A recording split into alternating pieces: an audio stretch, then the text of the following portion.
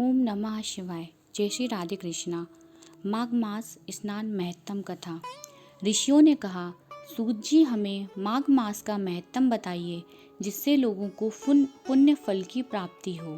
सूत जी बोले, मुनि बरों, आप भगवान कृष्ण के अनन्य भक्त हैं, इसलिए आप लोग बार बार भगवान की कथाएं पूछा करते हैं। मैं आपके पूछने पर माघ मास का महत्तम वर्णन करूंगा।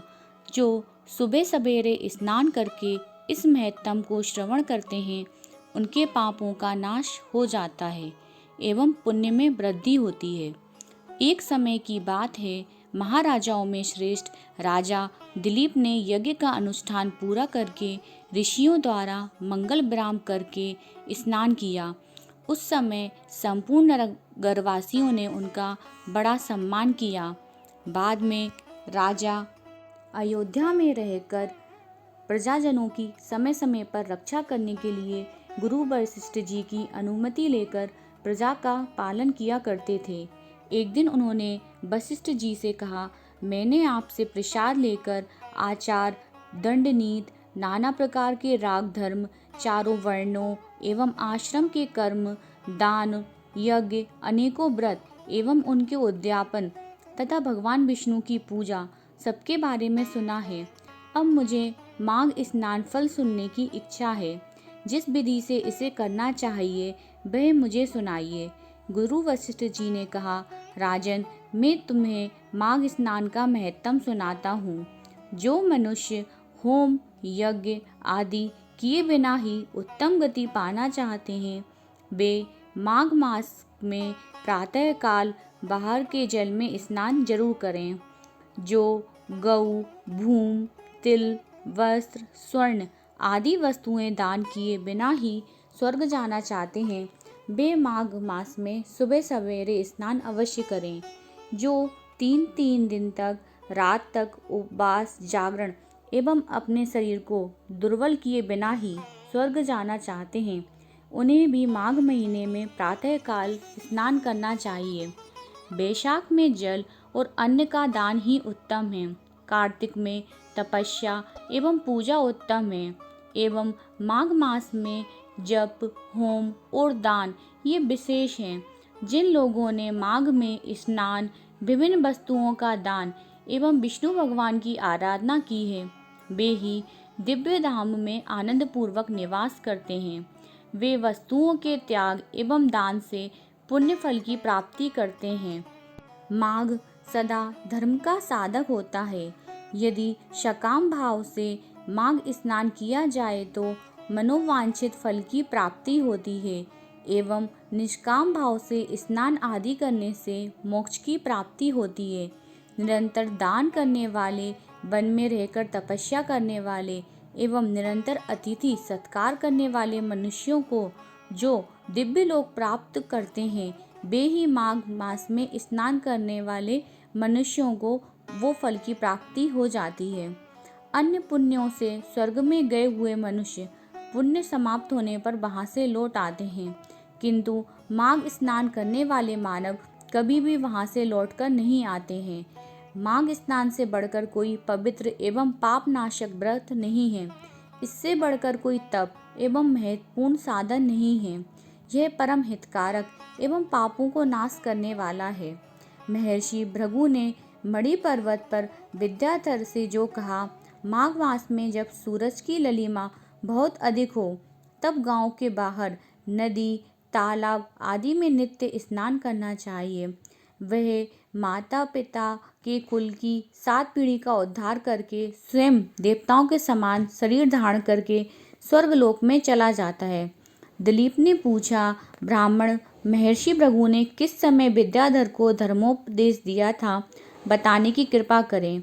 गुरु वशिष्ठ जी बोले, प्राचीन काल में एक समय 12 वर्षों तक वर्षा नहीं हुई, जिससे सारी प्रजा परेशान एवं दुर्बल होकर 10 दिशाओं में चली गई। उस समय हिमालय और विंध्य पर्वत के बीच का प्रदेश खाली हो गया। स्वाहा, सदा, सत्कार एवं वेद अध्ययन सब बंद हो गए। समस्त लोगों में उपद्रव होने लगा। धर्म का तो लोभ ही हो गया था। पूजा का भी अभाव हो गया था। भूमंडल पर फल, अन्न, पानी की बिल्कुल कमी हो गई थी। उन दिनों नाना वृक्ष से आच्छादित नर्मदा नदी के तट पर महर्षि भृगु का आश्रम था। इस आश्रम से शिष्यों सहित निकलकर हिमालय पर्वत की शरण में वे गए। वहाँ कैलाशगिरी के पश्चिम में मणिकूट नाम का पर्वत है, जो सोने और रत्नों का बना हुआ है। उस परम रमणीय श्रेष्ठ पर्वत को देखकर महर्षि भृगु का मन अत्यंत प्रसन्न हुआ और उन्होंने वहीं अपना आश्रम बना लिया। उस पर्वत पर वन एवं उपवनों में रहते हुए महर्षि भृगु ने अनेक वर्षों तक तपस्या की।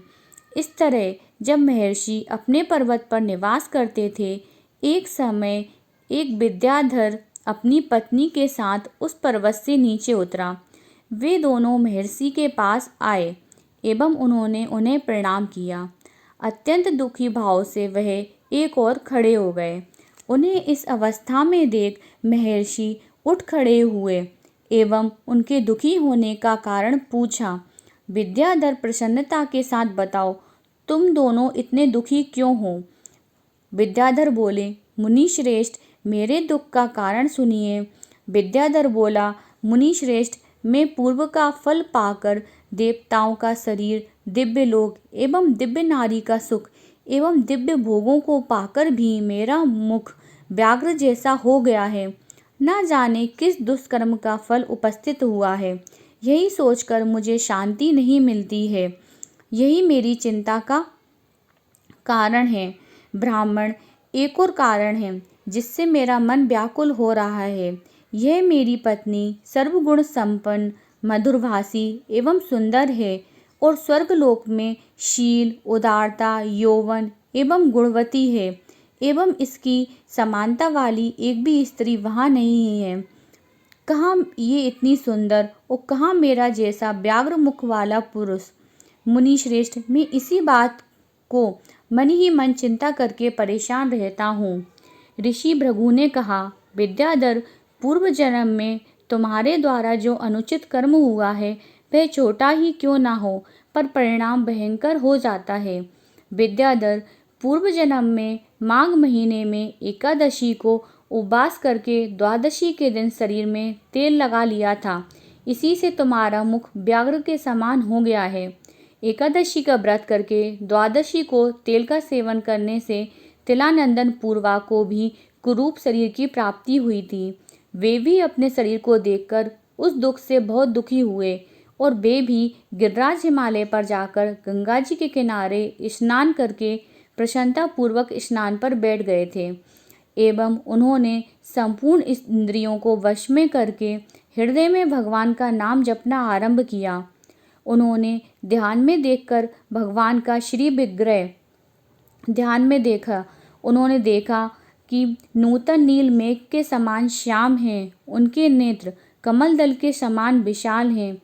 उन्होंने अपने हाथों में शंख, चक्र, गदा एवं पद्म धारण किए हुए हैं। उन्होंने शरीर पर पीतांबर धारण किया है। वक्ष स्थल में कौस्तुभ मणि उजाला कर रही है तथा वे गले में वैजयंती माला धारण किए हुए हैं। इस प्रकार भगवान का स्मरण करके उन्होंने अपनी प्राणवायु को भीतर ही रोक लिया एवं तपस्या में लीन हो गए। इस प्रकार 1 मास तक निराहार रहकर तपस्या करने से भगवान प्रसन्न हो गए। इन थोड़े दिनों की तपस्या से भगवान विष्णु प्रसन्न हो गए। उन्होंने राजा से 7 जन्मों की आराधना का स्मरण करके उन्हें स्वयं ही प्रकट होकर प्रत्यक्ष दर्शन दिए। उस दिन माघ शुक्ल पक्ष की द्वादशी तिथि थी। सूर्य मकर संक्रांति पर स्थित था। भगवान ने बड़े प्रसन्नता के साथ चक्रवर्ती राजा पूर्वा को शंख से जल छोड़ा एवं अत्यंत सुंदर रूप प्रदान किया। उनके उस रूप से स्वर्ग की अप्सरा उर्वशी भी मोहित हो गईं और उन्होंने पूर्वा को पति रूप में प्राप्त करने की अभिलाषा व्यक्त की। इस प्रकार राजा पूर्वा भगवान से वरदान पाकर अपने घर लौट आए। विद्याधर, कर्म की गति ऐसी ही होती है। इसे जानकर भी तुम क्यों दुखी होते हो? यदि तुम मेरी बात मानते हो तो अपने शरीर की कुरूपता को दूर करने के लिए शिवग्रही मणिकूट नदी में माघ स्नान करो, वह पुराने पापों को नाश करने वाला है। तुम्हारे भाग्य से माघ मास बिल्कुल निकट है। आज से 5 दिन बाद माघ मास आरंभ हो जाएगा। तुम पोष शुक्ल पक्ष की एकादशी से ही नीचे बेदी पर सोया करो एवं निराहार रहकर तीनों पहर स्नान करो। भोगों को त्याग कर जितेंद्रिय होकर तीनों पहर भगवान विष्णु की पूजा करो। और जिस समय माघ मास के शुक्ल पक्ष की एकादशी आएगी, तब तक तुम्हारे सारे पाप समाप्त हो जाएंगे। फिर द्वादशी के दिन में मंत्रपूत कल्याणमय जल से अभिषेक करके तुम्हारा मुख कामदेव के समान सुंदर कर दूंगा। फिर देव मुख होकर तुम इस सुंदरी के साथ सुखपूर्वक क्रीड़ा करते रहना। विद्याधर, माघ के स्नान से विपत्ति का नाश होता है और माघ के स्नान से पाप नष्ट हो जाते हैं। माघ स्नान सब व्रतों से बढ़कर है एवं सभी प्रकार के दानों का प्रदान करने वाला है। पुष्कर, कुरुक्षेत्र, ब्रह्मावर्त, अभिमुक्त क्षेत्र जैसे काशी, गंगा सागर संगम में 10 सालों तक शौच संतोषाध्य नियम का पालन करने से जो पुण्य प्राप्त होता है, वह माघ मास में मात्र 3 दिनों तक प्रातः स्नान करने से मिल जाता है। जिनके मन में दीर्घ काल तक स्वर्ग के भोगों को भोगने की अभिलाषा है, उन्हें सूर्य को मकर राशि में रहते हुए जहाँ कहीं भी बाहर जल मिल जाए, सुबह स्नान कर लेना चाहिए। रूप, आयु, आरोग्य, सौभाग्य एवं उत्तम गुणों में जिनकी रुचि हो, उन्हें प्रातः काल अवश्य स्नान कर लेना चाहिए। जो नरक से डरते हैं और दरिद्रता के महासागर में जिन्हें दुख प्राप्त हो रहा है, उन्हें माघ मास में प्रातः काल स्नान करना चाहिए। देवश्रेष्ठ, दरिद्रता, पाप एवं दुर्भाग्य रूपी कीचड़ को धोने के लिए माघ स्नान के सिवाय दूसरा उपाय नहीं है। अन्य कर्मों को यदि श्रद्धापूर्वक किया जाए तो बहुत थोड़ा फल देते हैं, मगर अगर माघ स्नान को अश्रद्धापूर्वक भी किया जाए तब भी वह पूरा फल देता है। गांव के बाहर नदी या पोखरे के जल में निष्काम या सकाम भाव से स्नान करने वाला मनुष्य इस लोक एवं परलोक में दुख नहीं भोगता है। जैसे चंद्रमा कृष्ण पक्ष में क्षीण होता जाता है एवं शुक्ल पक्ष में बढ़ता है, वैसे ही माघ मास में स्नान करने वाला मनुष्य के पाप क्षीण हो जाते हैं एवं पुण्य कर्म बढ़ते जाते हैं। जैसे समुद्र में नाना प्रकार के रत्न उत्पन्न होते हैं, उसी प्रकार माघ मास में स्नान करने से धन, आयु, स्त्री आदि संपत्तियां प्राप्त होती हैं। जैसे कामधेनु एवं चिंतामणि मन वांछित भोग प्रदान करती हैं, उसी प्रकार माघ स्नान सब मनोरथों को पूर्ण करता है। सतयुग में तपस्या को, त्रेता में ज्ञान को, द्वापर में भगवान की पूजा एवं कलयुग में दान को उत्तम माना गया है, लेकिन माघ स्नान सब युगों में श्रेष्ठ बताया गया है। सबके लिए, सभी वर्णों, आश्रमों के लिए माघ मास का स्नान धर्म एवं पुण्य की वर्षा करता है। ऋषि भृगु जी के ये वचन सुनकर विद्याधर वहीं ठहर गए और माघ मास आने पर भृगु जी के साथ पर्वतीय नदी में अपनी पत्नी सहित विधि से स्नान किया। ऋषि भृगु जी के अनुग्रह से विद्याधर ने अपना मनोरथ प्राप्त कर लिया। फिर वह देवमुख होकर मणि पर्वत पर आनंद पूर्वक रहने लगे। भृगु जी उस पर कृपा करके अत्यंत प्रसन्न हुए एवं पुनः अपने आश्रम पर विंध्य पर्वत पर जाकर रहने लगे। उस विद्याधर का माघ मास में स्नान करने मात्र से कामदेव जैसा मुख हो गया तथा ऋषि भृगु की शिष्यों सहित विंध्याचल पर्वत की घाटी से उतरकर नर्मदा तट पर आ गए। गुरु वशिष्ठ जी कहते हैं, हे राजन, ऋषि भृगु द्वारा विद्याधर को बताया गया यह मार्ग महत्तम संपूर्ण भुवन का सार है एवं नाना प्रकार के फलों को जान पड़ता है। जो मनुष्य प्रतिदिन इसका श्रवण करता है, वह देवताओं के समान सुंदर भोगों को प्राप्त करता है। मृगशृंग ऋषि का भगवान से वरदान प्राप्त करके अपने घर लौटना गुरु वशिष्ठ कहते हैं, मैं माघ मास का महत्व बतलाता हूँ, उसे ध्यान से सुनो। इसे भक्तिपूर्वक सुनने से मनुष्य समस्त पापों से मुक्त हो जाता है। माघ मास महत्तम की जय, विष्णु भगवान की जय। यदि आपको यह वीडियो पसंद आया हो तो इसे लाइक, शेयर और सब्सक्राइब जरूर करें। राधे राधे।